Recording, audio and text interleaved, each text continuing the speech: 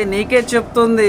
Present education సిస్టమ్కి value లేదు. నువ్వు ఎంత ఇంటర్ చదువుకున్నా, డిగ్రీ చదువుకున్నా వాల్యూ లేదు. నీ యొక్క వాల్యూ జస్ట్ 10-15,000, 20,000, మహా అయితే 25,000. నువ్వు చదువుకున్న దానికి నేను డిగ్రీ చేశాను, ఎంటెక్ చేశాను, బీటెక్ చేశాను, ఇసాను పెద్ద పెద్ద ఎడ్యుకేషన్ గురించి నువ్వు నాతో చెప్పుకుంటే నీకు వచ్చే రిజల్ట్ ఎలా ఉంటుందో తెలుసా? తర్వాత 10,000, 15,000, 20,000, 25,000 ఇంతే. బయట నీకు వేరే సోర్స్లో అసలు ఒకసారి హైదరాబాద్కి వచ్చి చూడరా భయ్, ఎంతమంది పీపుల్స్ ఒక్క జాబ్ కోసం కొన్ని వేల మంది కొట్లాడుకుంటున్నారు. నోటిఫికేషన్స్ రిలీజ్ అవుతాయా అంటే అవుతాయి.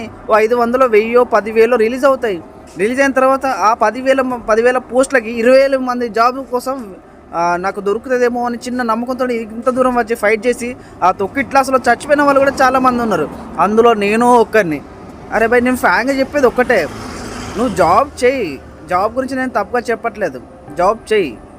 కానీ నీ యొక్క సిచ్యువేషన్ ఎలా ఉంది దాని అకార్డింగ్లో నువ్వు ఫేస్ చేయగలుగుతాను అని అనుకుంటే మాత్రమే నువ్వు జాబ్ చేయి.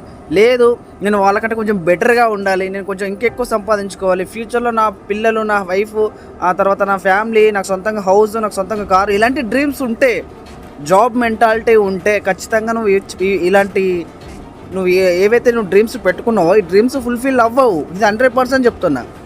నువ్వు సక్సెస్ అవ్వాలంటే లైఫ్లో నీకు సొంతంగా ఒక గోల్ అన్న అయ్యి ఉండాలి, లేదా ఒక మార్కెటింగ్ ఫీల్డ్లో స్కిల్ అన్న నేర్చుకొని అయి ఉండాలి, లేదా సొంతంగా నువ్వు సోలోగా పరిగెత్తాలి. నీకు ఏదో ఒక వే ఖచ్చితంగా దొరుకుతుంది.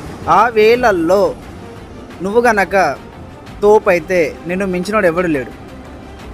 మనకు లైఫ్ అనేది చాలా రకాలుగా నేర్పిస్తుంది. ఎప్పుడు ఏం చేయాలి, ఎలా ఉండాలి, ఎవరితో ఎలా ఉండాలి, ఎలా నడుచుకోవాలి, సొసైటీతో ఎలా ఉండాలి, ఎలా బతకాలి, ఇవన్నీ నేర్పిస్తుంది. నువ్వు నేర్చుకొని బాగుపడు అంతే.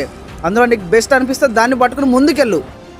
రేపు అన్న రోజు మీ ఇంట్లో వాళ్ళు కూలబడితే తెలుస్తుంది. ఒక్కసారి నాలంటూ అడగరా భయ్, ఒక అప్పర్ మిడిల్ క్లాస్ పర్సన్స్ని అడగ ఒకసారి.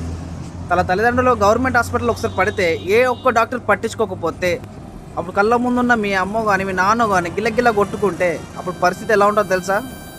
ఆ ప్రాబ్లం ఫేస్ చేసి వచ్చినా కాబట్టి ఎక్స్పీరియన్స్తో చెప్తున్నా. ఇకనైనా మారు, ఒక మంచి వేలో వెళ్ళు. చిన్నదో పెద్దదో నచ్చింది చేయి, మనసుకు నచ్చింది చేయి, ఓకేనా? ఎవడు ఇబ్బంది పెడితే నువ్వు చేయాల్సిన అవసరం లేదు. నేను కూడా నీకు చెప్పాల్సిన అవసరం లేదు. కానీ నేను కూడా చెప్పకపోతే నువ్వు మారతలేవు కదా. నీ ఇంట్లో వాళ్ళు చెప్పినా మారట్లా, మీ ఫ్రెండ్స్ చెప్పినా మారట్లా, ఆఖరికి నీ అనుకునే వాళ్ళు చెప్పినా కూడా నువ్వు మారట్లే. ఇంకెవరు చెప్తా మారుతావు? నాలాంటోడు ఎవడో ఒకడు రావాలి నీకు చెప్తేనే నువ్వు మారుతావా? సొంతంగా నిర్ణయం తీసుకో, పరిగెత్తు, ఫైట్ చెయ్యి. గెలిస్తే విజయం మనదే, ఓడిపోతే మళ్ళీ ట్రై చెయ్యి. దాన్ని మించిన వెపన్ ఏదీ లేదు, ఓకేనా? You can do it. Bye.